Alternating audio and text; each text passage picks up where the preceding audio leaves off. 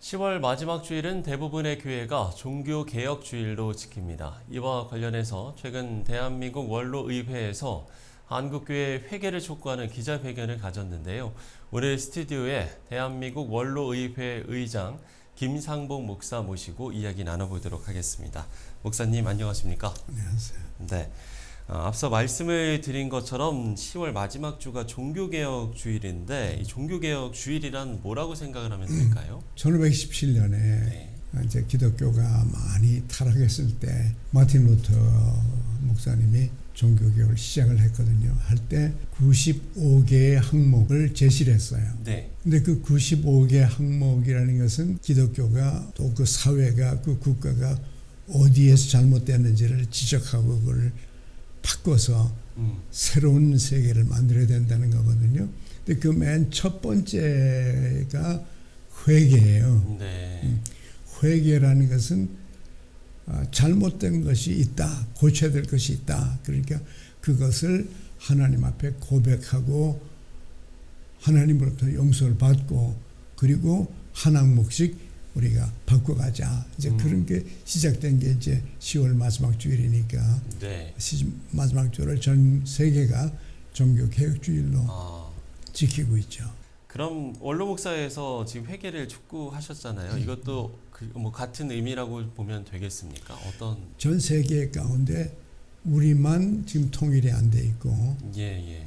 독일도 통일이 됐는데 우리 자체에 심각한 하나님 보시기에 문제가 있는 게 아닌가 하는 생각이에요. 그래서 우리 민족의 죄를 우리 한국 교회가 안고 하나님께 나가서 물론 개인적으로들 다 회개해왔지만은 이제는 한국 교회가 하나의 제사장으로서 민족의 제사장으로서 하나님 앞에 그 죄를 다 어깨에 짊어지고 나가서 회개하고 한번 우리의 정서와 마음과 영혼을 깨끗게 해서 용서를 받고 새로 출발하는 그런 계기를 만들어야 되겠다 하는 생각이죠. 원로 목회자들이 직접 작성하신 회개 기도문도 배포를 하셨습니다. 그래요. 구체적인 내용을 좀 나눠주시면 좋을 것 같은데요. 대표적인 목사님들이 각자 우리 한국 교회가 민족을 위해서 회개해야 될 내용이 뭐냐 좀 다 써주세요. 각자 다 써주셨군요. 각자가 다 썼죠. 쓴 것을 모아가지고 그걸 분석을 해보니까 7가지로 나오는 거예요. 지난 주일날이 시작이에요. 그 회개 주간의 시작인데 첫날은 우리 자신의 죄를 회개하자. 이제 어제는 우리 가정의 죄를 회개하자. 그리고 오늘은 학교와 사회 문제. 이제 내일은 교회. 그다음에 우리 남한. 그다음에 마지막은 북한과 세계 이렇게 7개 항목으로 해서 한국교회가 같이 한 마음으로 같은 제목을 가지고 하나님께 회개를 하자.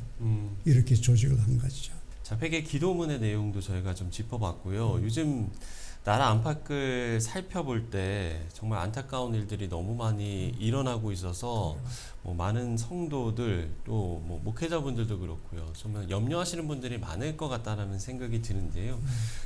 그 중에서도 가장 좀 안타깝게 여기시는 게 어떤 걸까요? 도덕이 무너져 있고 지나칠 만큼 심해진 분열과 갈등이 있어요. 네네.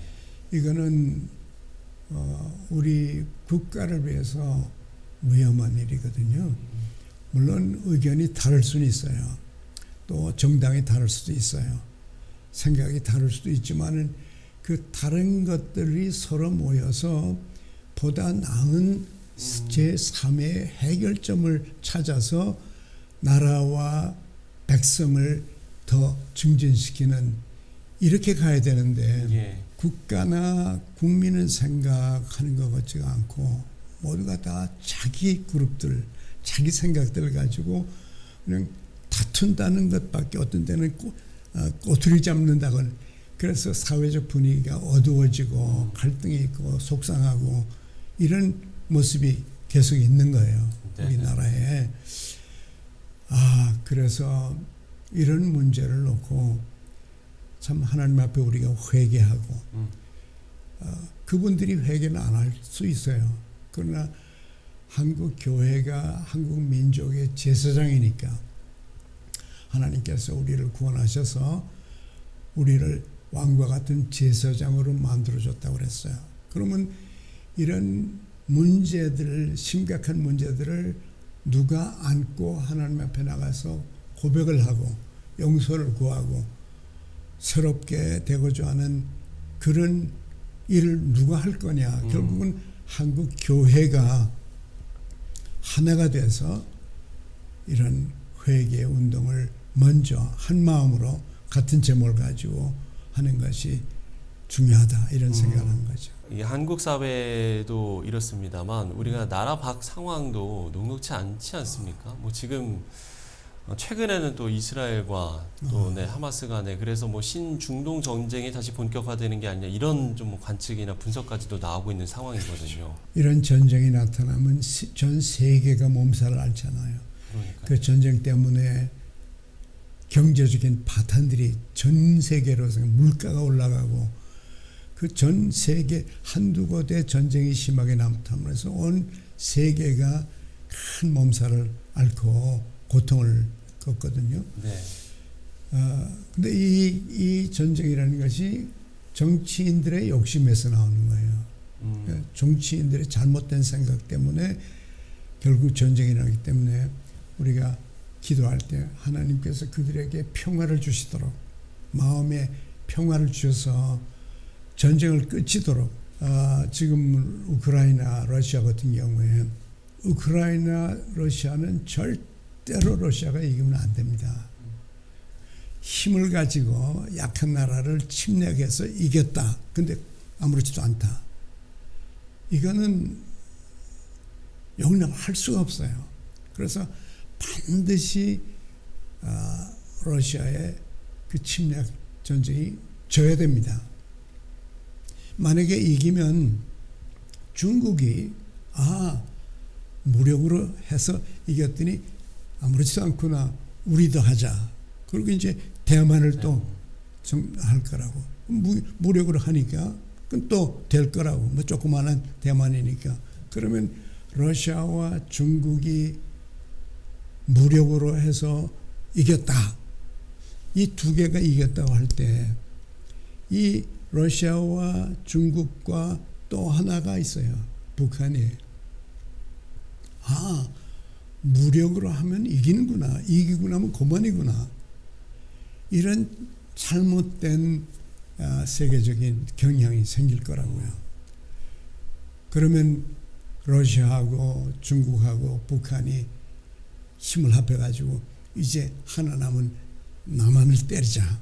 또 무력으로 이기자. 네. 이런 연쇄 반응이 나타날 수 있어요. 그래서 우리가 하나님 앞에 우리의 죄를 회개하면서 이런 일이 절대로 없도록 오히려 평화로운 마음들이 지도자들에게 생기도록 우리가 열심히 기도해서 악한 자들의 마음이 변할 수 있도록 결국 마음의 변화거든요. 마음의 변화요. 마음의 변화와 네. 생각의 변화가 나타나지 않으면 해결될 수가 없어요. 분노가 있는 사람은 반드시 문제를 일으키죠. 네. 평화를 있는 사람은 평화를 만들어내요. 사랑이 있는 사람은 사랑을 만들어내요. 결국 하나님과 인간 사이의 평화, 하나님과 인간 사이의 사랑, 용서, 깨끗해짐, 새로워짐 이런 것들이 계속 강력하게 번져가야 그래야 세계에도 평화가 있고 우리나라와 우리 교계에도 우리 사회에도 우리 학교에도 평화가 올 수 있죠. 우리가 이제 종교개혁주의를 앞두고 우리 앞에 지금 놓여 있는 현실들에 대해서 이야기를 좀 해봤는데요.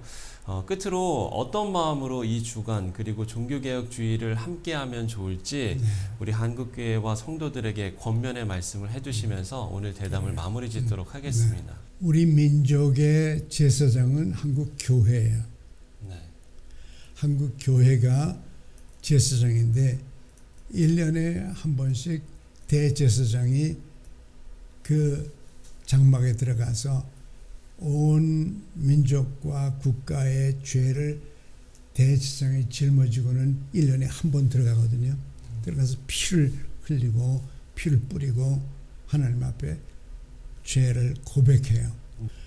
우리 한국의 모든 성도들이 그 제사장의 마음으로 우리 민족과 남과 북, 우리 교회와 또 이 나라 위해서, 세계를 위해서 제사장으로서의 역할을 모두 다 같이 했으면 하나님께서 우리에게 자비와 긍휼을 베푸지 않겠나 그런 생각을 해요. 자, 한국교회와 성도가 그야말로 제사장의 마음을 갖고 회개하고 또 하나님께 나아가기를 당부를 해주셨습니다. 네, 지금까지 대한민국 원로의회 의장 김상복 목사와 이야기 나눠봤습니다. 목사님 오늘 말씀 고맙습니다. 감사합니다.